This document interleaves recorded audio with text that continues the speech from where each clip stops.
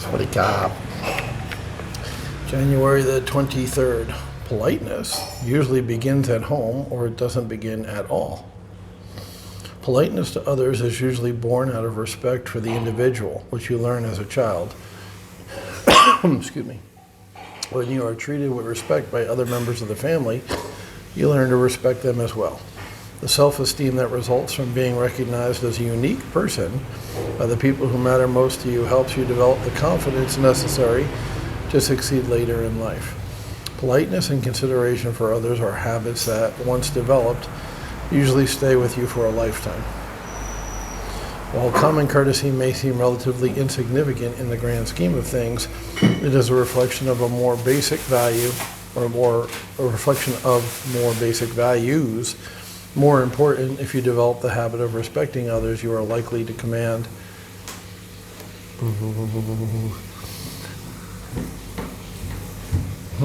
Remember, she's 90 pounds, but this thing was shaking like an earthquake was going on.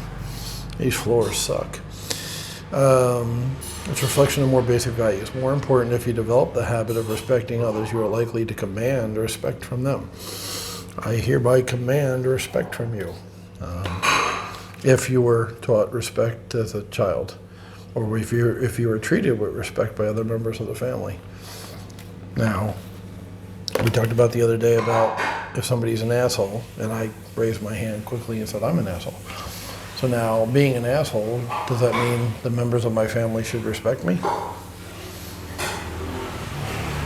Deep Thoughts by Jack Handy. I hope you Googled that or YouTubed it and looked it up.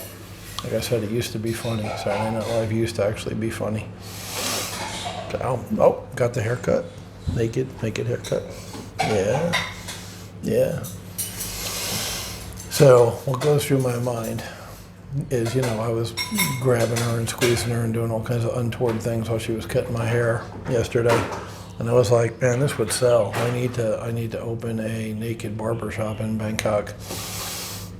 And, this is the kind of place where that would fly. You can't do that in the U.S. for obvious reasons. They'd shut you down on all kinds of rules and regulations. But, Thailand's the fucking wild, wild west. So, it's just an idea. But that's what I thought of while I was getting my haircut is a lot of guys like pretty women to cut their hair.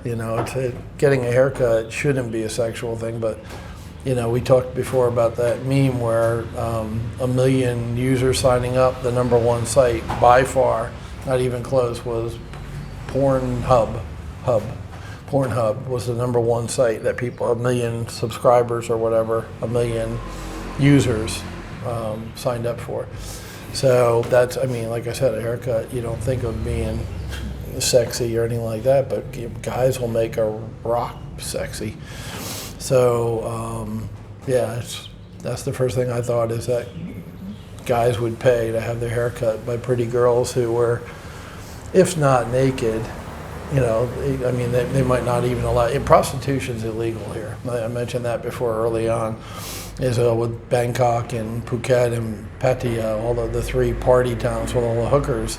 Prostitution's illegal, just like it is in the States.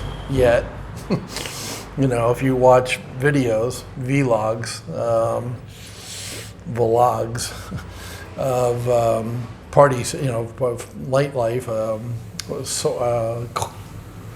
Soy Cowboy, I think, is in Bangkok. There's a red light district in Bangkok, and if you watch, they're on YouTube because it's not X-rated. They don't go inside and show anything. It's an Indian guy, I think, was doing it, walking up and down and showing the tourists. So tourists are walking in and out of bars where they're paying for sex, and there's naked girls dancing, and the cops are standing right outside on the street. So let me say that again. It's illegal to do prostitution in Thailand. And here's cops in these videos, of just watching people go in. And it's not just Farang tourists. It's Thai businessmen, it's Chinese businessmen. Like, a lot of guys partake in that sex trade. And they just stand and watch it, even though technically they could arrest everybody, the prostitutes, the establishments that host them, the Johns, the guys who are paying for the sex, they could all be put in jail, but it doesn't happen. They just look the other way.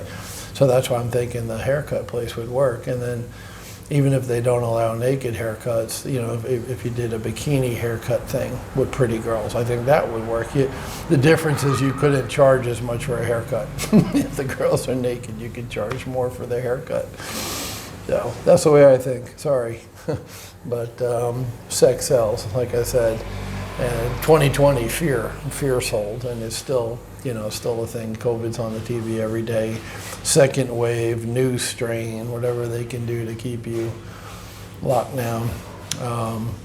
But it used to be sex that sells because there's so, and it's more men. Women really don't.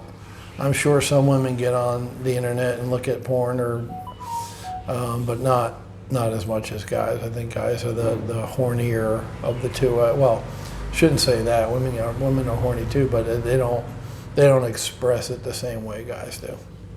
If that makes sense. So that's it for today. I'm actually moving the table now. There we go. So shit doesn't fall off the end of it. I push it up against the wall. Yeah, that's it for today. You know, he's talking about forming habits at an early age and how they stay with you, and that goes for good and bad. And as we've said before, if you're lacking in something that you agree with him or me that you need for success, you can always plant the seed yourself in your head and water it and grow it, right? You can grow it and nurture it and make it so, make it part of your personality, your characteristics. And if you have a bad, you know, laziness or fear, doubt, whatever stopping you, you can also overcome that. You don't have to play the hand you're dealt. You can always demand a redeal. So don't forget that too when we're talking about all this stuff, you know, from your childhood and the good and the bad and ingrained in you and forming habits. You can break bad habits and you can form new good habits. You mean there's hope? So you're saying there's a chance? Yes, there's a chance.